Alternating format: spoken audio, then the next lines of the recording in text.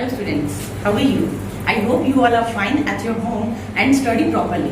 Yes बेटा, हमने जो पहले टॉपिक किया था उसमें हमने वर्ण विचार के बारे में पढ़ा था कि वर्ण विचार किसे कहते हैं, वर्ण किसे कहते हैं और उसके कितने भेद होते हैं। उसमें हमने स्वर और व्यंजन के बारे में पढ़ा था। स्वर किसे कहते हैं? देखिए, स्वर किसे कहते हैं कि जिन वर्णों को बोलते समय किसी अन्य वर्ण की सहायता न लेनी पड़े वे वर्ण स्वर कहलाते हैं। यानी कि जब हम बोले तो हमें किसी अन्य वर्ण की सहायता ना लेनी पड़े। वर्ण के बारे में हमने पढ़ा था कि वर्ण क्या होता है।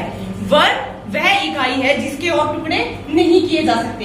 यानी कि वर्णों को बोलते समय किसी अन्य वर्ण की सहायता जिनमें लेनी नहीं पड़ती वे क्या कहलाते हैं? स्वर कहलाते हैं। हिंदी में स्वर की संख्या 11 होती है। हिंदी में स्वरों की संख्या 11 होती है। जिन वर्णों को बोलते समय किसी अन्य वर्ण की सहायता न लेनी पड़े वे वर्ण स्वर कहलाते हैं। हिंदी में स्वरों की संख्या 11 है। हिंदी में स्वरों की संख्या 11 है। हम स्वर और व्यंजन एलकेजी क्लास से या नर्सरी क्लास से ही करते हुए आते हैं। तो आप सबको इस चीज के बारे में पता ही होगा कि स्वरों की संख्या कितनी है और व्यंजन की कितनी है। ए से औ तक, ए से लेकर औ तक हमारे स्वर हैं। यानी कि देखो बेटा, अ यानी हम अ बोल रहे हैं तो इसके लिए हमें किसी भी अन्य वर्ण की मदद नहीं लेनी पड़ती। इसीलिए ये क्या है? स्वर है। अ, आ, छोटी ई, बड़ी ई, छोटा उ, बड़ा उ, ए, ऐ, ओ और औ। अ से औ तक समझ में आया? ये क्या थे? हमारे स्वर थे। यानी कि स्वरों की संख्या कितनी है? 11। अब हम करेंगे व्यंजन के बारे में कि व्यंजन किसे कहते हैं की परिभाषा। हाँ जी, अब हम पढ़ेंगे व्यंजन के बारे में कि व्यंजन किसे कहते हैं।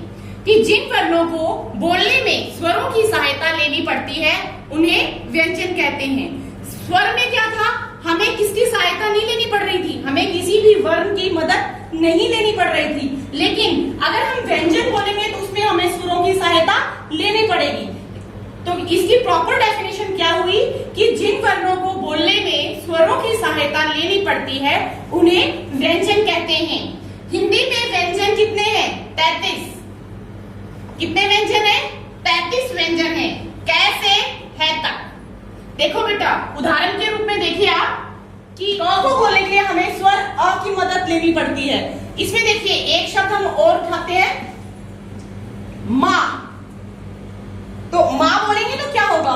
एक है म प्लस में आ, यानी कि आ स्वर जोड़ेंगे तब माँ बनेगा।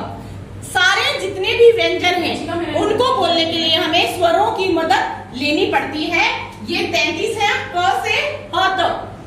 इसके आगे देखिए बेटा, हम करेंगे संयुक्त व्यंजन के बारे में। हमने स्वरों के बारे में पढ़ा, व्यंजन के बारे में पढ़ा, स्वरों के पाठ के बारे में पढ़ा, व्यंजन के पाठ के बारे में पढ़ा। अब देखो संयुक्त व्यंजन क्या होता है। दो भिन्न व्यंजनों के मेल से बने व्यंजन संयुक्त व्यंजन कहलाते हैं। इनकी संख्या 4 है, अक्ष, त्र, ज्ञ और श्रेय। देखिए, क्षत्रिय, त्रिशूल, ज्ञानी, श्रमिक, ये सब क्या है? संयुक्त व्यंजन के उदाहरण हैं। चलो, हमने अभी पढ़ा था संयुक्त व्यंजन के बारे में। अभी हम पढ़ रहे हैं द्वित्व व्यंजन के बारे में कि द्वित्व व्यंजन क्या होते हैं। संयुक्त व्यंजन में क्या था कि दो अलग अलग व्यंजन के मेल से क्या बन रहा था? संयुक्त व्यंजन बन रहा था। द्वितीय व्यंजन में क्या होगा? दो समान व्यंजन, कि जब दो समान व्यंजन आपस में मिलेंगे तो क्या बनेगा?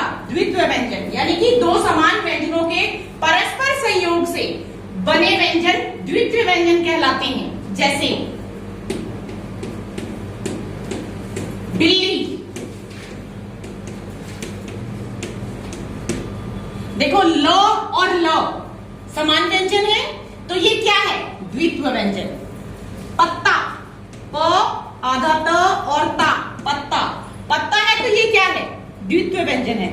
तो इसमें क्या लग रहा है कि समान व्यंजन यानी कि एक जैसे दो व्यंजन जब आपस में मिलते हैं, परस्पर मिलते हैं या परस्पर संयोग होता है तो क्या बनेगा, उससे द्वित्व व्यंजन बनेगा। हमारा वर्ण विचार का जो टॉपिक है, जो पार्ट नंबर 2 है, वो खत्म हो गया। तो आपको क्या करना है, अपने चैप्टर को अच्छी तरह से रीड करना है, उसे पढ़ना है और समझना है।